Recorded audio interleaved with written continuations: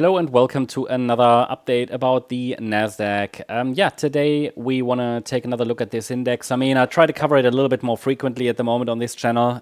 It is also part of our stocks membership, where we cover the NASDAQ on a daily basis in a video update together with the S&P 500 ES futures. And today in that video update, I will also provide an overall update about different indices like the Dow as well, and the Hang Seng Index. So if you're interested, check it out. The link to the membership is in the description. Different tiers allow you access to different stocks, basically. So let's take a look here at the NASDAQ chart. Obviously, strong decline. Can still try for another high, I think. It can still try for another high. It is a three-wave decline from the high. I'm not going to call a low yet, but no wonder it went to green. I mean, after the major announcements, Jim Cramer, one of them, that this is going to be the Black Monday. I mean, it was kind of obvious that we would see a bounce. I mentioned that in the last video update here on this channel as well, that we would get a bounce, at least a relief rally, like a short covering rally. Obviously, there was the news event that, I don't know if you heard about it, probably, that the tariffs would be paused, I think, for what was it, 2 months or something, or 90 days or something. That was apparently fake. I don't know where it came from. It might have just been something used to manipulate the markets in a certain way. But either way, that fourth wave bounce, that bounce, I'm going to zoom in a minute, that bounce we were watching for in the last update, that materialized, and we've actually hit resistance, okay? So overall idea is that a substantial major top could have formed. I mean, the price broke below this previous low, yeah. We even broke now below the April low. And all of that, those are things that are adding up as signals that a major top could have formed. I've been warning for a long time that we are getting close to really a major top, okay? Not just like of this rally from 2022, because here we have a 5-wave move up completed, but really I'm talking about a very substantial top, yeah? So pretty much a full-scale bear market around the corner.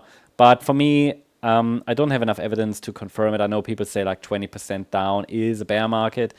Yeah, but is it really if it now recovers and goes to a new high? I mean, it's a bear market scale maybe. But what I'm talking about is a full-scale bear market that can take many years, yeah?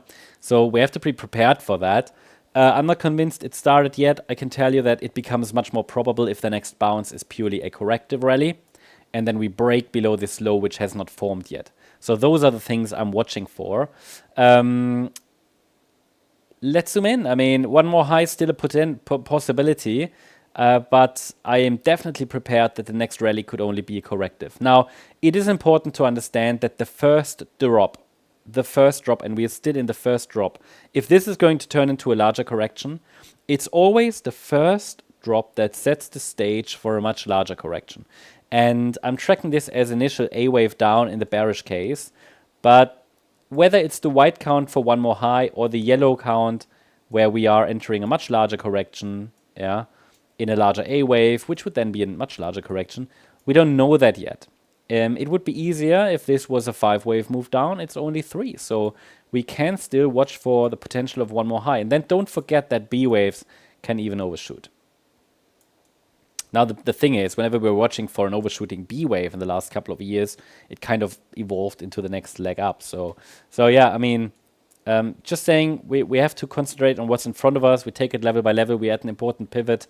The market has definitely gone a bit deeper than it would be ideal, even in a bullish case, but still can be a fourth wave in the bull market, in a bullish market still. But again, also here, it's running on its last legs. So the thesis would be that we're now in a C wave down. If we track it like that, and I measure the A wave down and I go to the high of the B wave, this has already reached like ideal levels. Yeah. So the 15,986 level would be also next support. That's Fibonacci extension level. The reason why I bring this up is because it reacted nicely to the 1.38 extension perfectly.